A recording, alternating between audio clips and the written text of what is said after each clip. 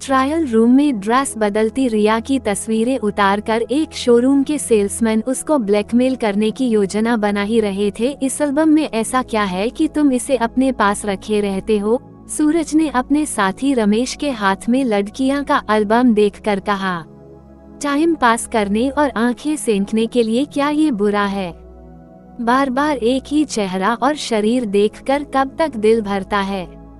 तब क्या करें? किसी गांव में नदी किनारे जाकर नहा रही महिलाओं का लाइव शो देखें, रमेश ने कहा।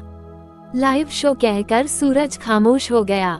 क्या हुआ? क्या कोई अम्मा याद आ गई? नहीं, अम्मा तो नहीं याद आई। मैं सोच ये रहा हूँ कि यहाँ दर्जनों लेडीज रोज आती हैं। क्या लाइव शो यहाँ नहीं हो सकता? अरे यहाँ लेडीज कपड़े खरीदने आती हैं या लाइव शो करने? दोपहर का वक्त था। इस बड़े शोरूम का स्टाफ खाना खाने गया हुआ था। सूरज और रमेश इस बड़े शोरूम में सेल्समैन थे। इनकी सोच समझ बिगड़े युवाओं जैसी थी। खाली समय में आपस में भद्दे मजाक करना, अश्लील किताबें पढ़ना और ब्लू फिल्में व लड़कियां का एल्बम रखना इनके शौक थे। लाइव शो शब्द रमेश के दिमाग में घूम रहा था। रात को शोरूम बंद होने के बाद वो अपने दोस्त राहुल, जो तस्वीरों और शीशों की फिटिंग की दुकान चलाता था, के पास पहुंचा। ड्रिंक का दौर शुरू हुआ। फिर रमेश ने उससे कहा, राहुल, कई कारों में काले शीशे होते हैं जिनके एक तरफ से ही दिखता है। क्या कोई ऐसा मिरर भी होता है जिसमें दोनों तरफ से दिखता हो? हाँ, होता है। उसे टू वे मिरर कहते हैं। क्या बात है! मैं फोटो का एल्बम देखते देखते बोर हो गया हूँ। अब लाइव शो देखने का इरादा है। रमेश की बात सुनकर राहुल हंस पड़ा। अगले 2 दिनों के बाद राहुल शोरूम के ट्रायल रूम में लगे मिरर का माप ले आया। फिर 2 दिन बाद जब मैनेजर और अन्य स्टाफ खाना खाने गया हुआ था, वो साधारण मिरर हटाकर टू वे मिरर फिट कराया। एक प्लाईवुड से ढककर टू वे मिरर की सच्चाई भी छिपा दी। फिर यह सिलसिला चल पड़ा कि जब भी कोई खूबसूरत युवती ड्रेस ट्रायल या चेंज करने के लिए आती, सूरज या रमेश चुपचाप ट्रायल रूम के साथ लगे स्टोर रूम में चले जाते और प्लाईवुड हटा न्यूड बॉडी का नजारा करते। क्या ऐसा नहीं हो सकता कि इस लाइव शो को कैमरे में भी कैद कर लिया जाए? सूरज के इस सवाल पर रमेश मुस्कुराया। अगले दिन उसके एक फोटोग्राफर मित्र ने एक कैमरा स्टोर रूम में फिट कर दिया। अब सूरज और रमेश कभी लाइव शो देखते तो कभी फोटो भी खींच लेते। काफी दिन ये सिलसिला चलता रहा। गंदे दिमाग में घटिया विचार पनपते ही हैं। इसलिए सूरज और रमेश ये सोचने लगे कि जिनकी फोटो खींचते हैं उनको ब्लैकमेल कर पैसा भी कमाया जा सकता है। उनके द्वारा बहुत से लोगों के फोटो खींचे गए थे, जिनमें से एक रिया भी थी। रिया एक मल्टीनेशनल कंपनी में अच्छे पद पर काम करती थी। उसके पति प्रशांत भी एक बड़ी कंपनी में मैनेजर थे, इसलिए घर में रुपए पैसे की आमद खूब थी। रिया द्वारा फैशन परिधान अक्सर खरीदे जाते थे और कुछ दिन इस्तेमाल होने के बाद रिटायर कर दिए जाते थे। कौन सा परिधान कब खरीदा और उसे कितना पहना था, रिया को कभी याद नहीं रहता था। आज वह जल्दी घर आ गई थी। अभी बैठी ही थी कि कॉल बेल बजी। दरवाजा खोला तो देखा सामने कुरियर कंपनी का डिलीवर बॉय था। रिया ने यंत्रचालित ढंग से साइन किया तो वो लड़का एक लिफाफा देकर चला गया। रिया ने लिफाफा खोला तो अंदर पोस्ट कार्ड साइज के 2 फोटो थे। उन्हें देखते ही वो जड़ हो गई। एक फोटोग्राफ में वो कपड़े उतार कर खड़ी थी तो दूसरे में झुकती हुई एक परिधान पहन रही थी।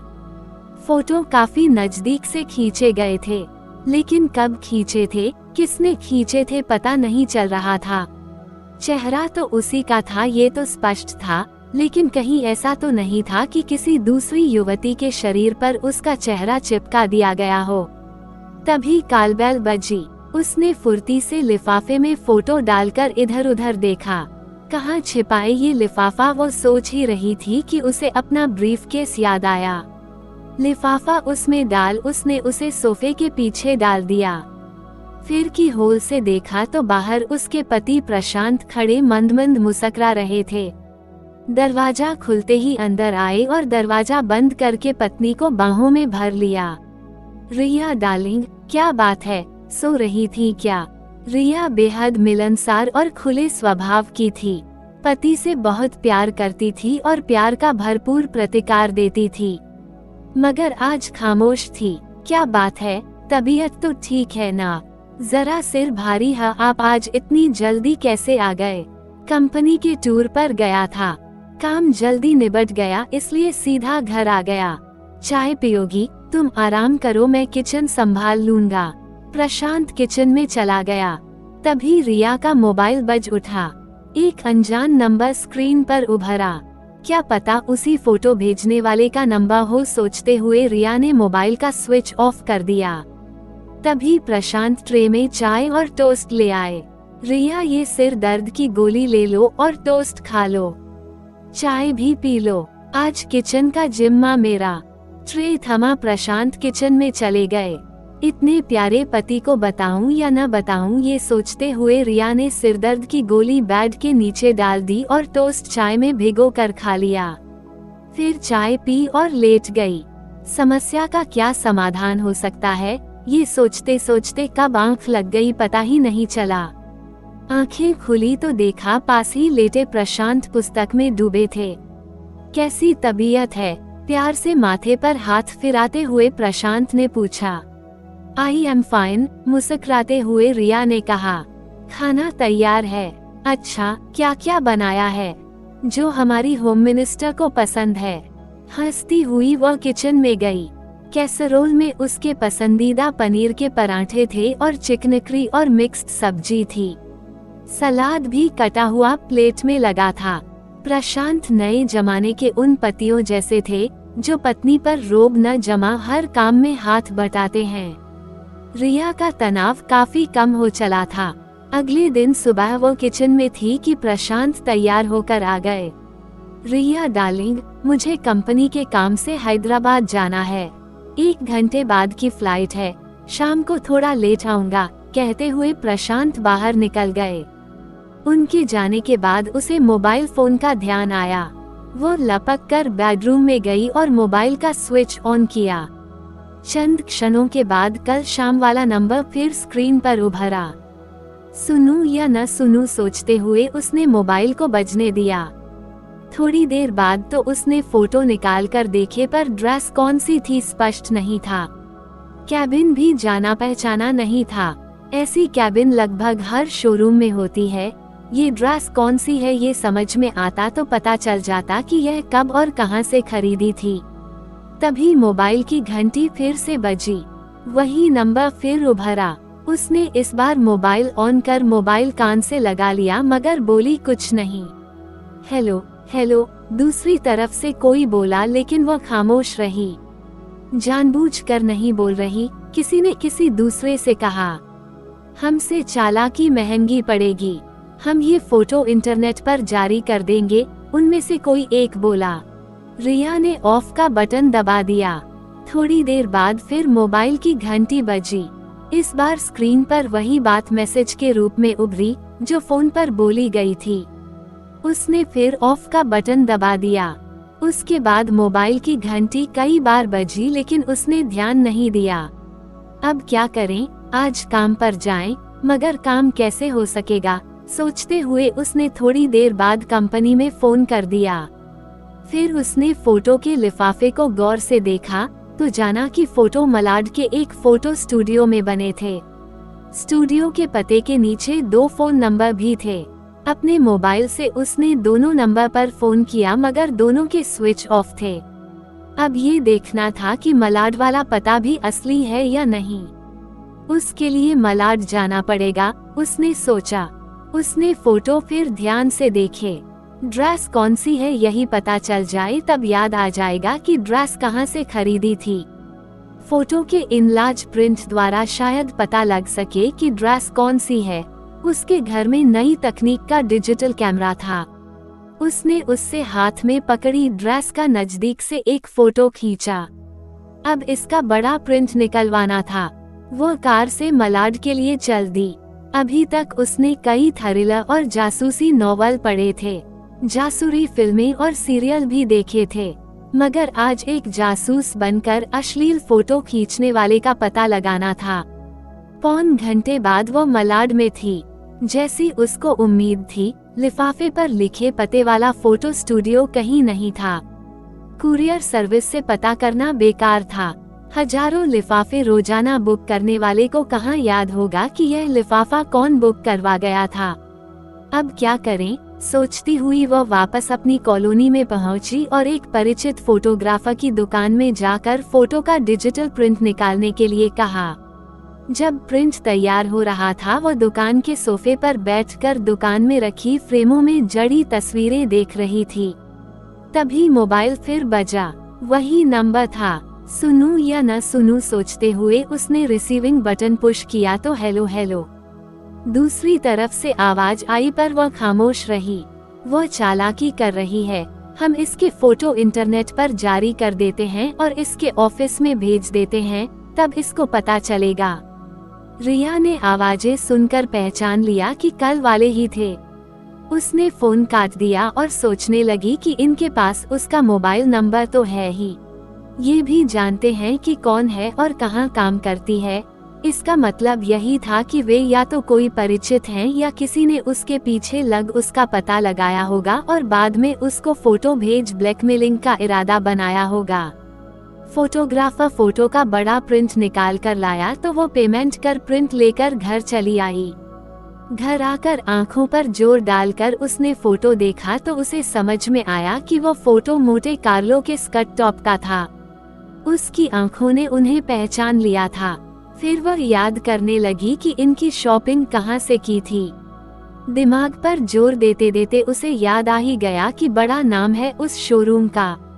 हाँ, शायद पारसनाथ है जो जुहू के पास है। फिर उसे सब याद आ गया।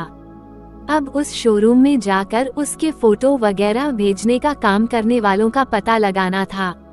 कैसे जाए, अकेली, मगर साथी हो भी तो कौन, कोई भी सहेली आजकल खाली नहीं थी। रिश्तेदार न बाबा ना, उसने यही निश्चय किया कि अकेली ही जाएगी। कैसे जाए, इसी तरह इससे तो अपराधी सावधान हो जाएंगे, तो क्या भेस बदल कर जाए। लेकिन क्या भेस बदले, तभी उसे प्यास लगी। पानी पीते रिमोट दबा उसने टीवी ऑन कर दिया। वही घिसा-पिटा सास बहू का रोने धोने वाला सीरियल आ रहा था। उसके मन में विचार आया कि अगर वो प्रो उम्र की सास के समान बन जाए तो। वह घाटकों पर पहुंची। वहां सिनेमा व टीवी कलाकारों को ड्रेस, कॉस्ट्यूम्स आदि किराए पर देने वाली कई दुकानें थीं। उसने एक दुकान से सफेद विग, पुराने जमाने की साड़ी और एक प्लेन शीशे वाला चश्मा लिया और पहना। इससे वो संभ्रांत परिवार की प्रो स्त्री लगने लगी।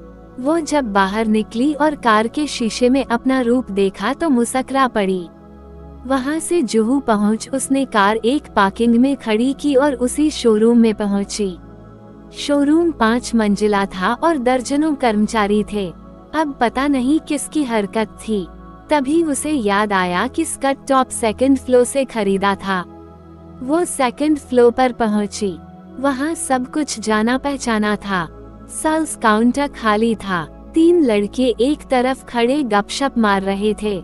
यस मैडम, उसके पास आते ही सूरज बोला। रिया ने उसकी आवाज को पहचान लिया। यही मोबाइल फोन पर बोलने वाला था। मुझे भारी कपड़े का लेडीज सूट चाहिए। सर्दी में हवा से सर्दी लगती है। रमेश और सूरज मोटे कपड़े से बने कई सूट उठा लाए। एक सूट उठा उसने पूछा। रमेश ने एक तरफ इशारा किया तो पहले से देखे ट्रायल रूम की तरफ वह बढ़ गई। फिर कैबिन बंद कर नजर डाली कि यहाँ कैमरा कहाँ हो सकता था। शायद 2 वे मिरर के उस पार हो। स्थान और अपराधियों का पता तो चल गया था। अब इनको रंगे हाथ पकड़ना था। फिर वह बिना कुछ ट्राई किए वो बाहर निकल आई। सॉरी, फिट नहीं आया, और देखिए, नहीं अभी टाइम नहीं है, ये कहकर वो सूट काउंटर पर रखकर सधे कदमों से बाहर चली आई। घाटकों पर जाकर सब सामान वहां वापस किया, फिर घर चली आई। शाम को प्रशांत वापस आया। तबीयत कैसी है? ठीक है, आज मैंने रेस्ट के लिए छुट्टी ले ली थी। अगले दिन वो ऑफिस गई। वहाँ सारा दिन काम में लगी रहने पर भी सोचती रही कि अपराधियों को कैसे पकड़े, पतिदेव को साथ ले। अगर अपराधी पकड़े जाते हैं तब क्या होगा, उनसे कैसे निपटेगी, पुलिस तब भी बुलानी पड़ेगी। तब क्या अभी से पुलिस से मिलकर कोई कारगर योजना बनाए। वो शाम तक उधेड़बुन रही। फिर शाम को कार में बैठते बैठते इरादा बना लिया। उसके 100 नंबर पर रिंग करने पर तुरंत उत्तर मिला। एक लेडी बोली, फरमाइए क्या प्रॉब्लम है। एक ऐसी प्रॉब्लम है जिसे फोन पर नहीं बता सकती। तब आप पुलिस हेडक्वार्टर आ जाइए। वहाँ पहुँचकर आप मिस कोमल सिन्हा स्पेशल स्क्वाड पूछ लीजिएगा। रिया कभी पुलिस हेडक्वार्टर नहीं आई थी, मगर कभी न कभी पहल तो होनी ही थी। वह पुलिस हेडक्वार्टर पहुंची, फिर कार पार्क कर रिसेप्शन काउंटर पर पहुंची। स्पेशल स्क्वाड 4थी मंजिल पर था। रिया वहां पहुंची तो देखा कि कोमल सिन्हा 2 सितारे लगी चुस्त शर्ट और पैंट पहने बैठी थी। वो लगभग रिया की ही उम्र की थी। दरवाजा बंद कर उसने गंभीरता से सारा मामला समझा। फिर प्रशंसात्मक नजरों से उसकी तरफ देखते हुए कहा, कमाल है, आपने मात्र 24 घंटे में पता लगा लिया कि बदमाश कौन है। अब आगे क्या स्ट्रेटेजी सोची है आपने? मैं वहाँ नया रूप धारण कर ड्रेस ट्रायल करूंगी, तब पुलिस धावा बोले और उनको रेड हैंडेड पकड़ ले। ठीक है। फिर कॉफी पीते पीते दोनों सहेलियों के समान योजना पर विचार करने लगी। कॉफी पीकर रिया वापस चली आई। अगले दिन सिविल ड्रेस में साधारण स्त्री की वेशभूषा में अन्य लेडी पुलिसकर्मियों के साथ ग्राहक बन कोमल सिन्हा शोरूम देख आई। 3 दिन बाद रिया एक ब्यूटी पार्लर पहुंची। वहां नई किस्म का हेयर स्टाइल बनवा चमकती कीमती शरारा ड्रेस पहने वो शोरूम में पहुंच गई। नया विंटर कलेक्शन देखना है? जरूर देखिए मैडम, कहकर रमेश ने तरह तरह के परिधान काउंटर पर फैला दिए। तभी कोमल सिन्हा भी काउंटर पर आकर फैले नए आए परिधान देखने लगी। एक शरारा और चोली को उठाते रिया ने कहा, इसका ट्रायल लेना है। ट्रायल रूम किधर है? रमेश ने कैबिन की तरफ इशारा किया और सूरज की तरफ देखा। उसका आशय समझ सूरज काउंटर से निकल पिछवाड़े चला गया। कैबिन का दरवाजा बंद कर रिया ने ट्रायल के लिए लाया परिधान एक हैंगर पर टांग मिरर की तरफ देखा। फिर नीचे झुककर अपने सैंडल उतारने लगी। सैंडल उतार एक तरफ किए, फिर अपनी चोली के बटन खोलने का उपक्रम किया। स्टोर रूम में छिपे नजारा कर रहे सूरज ने मुस्कुरा कर कैमरे का फोकस सामने कर क्लिक के बटन पर हाथ रखा।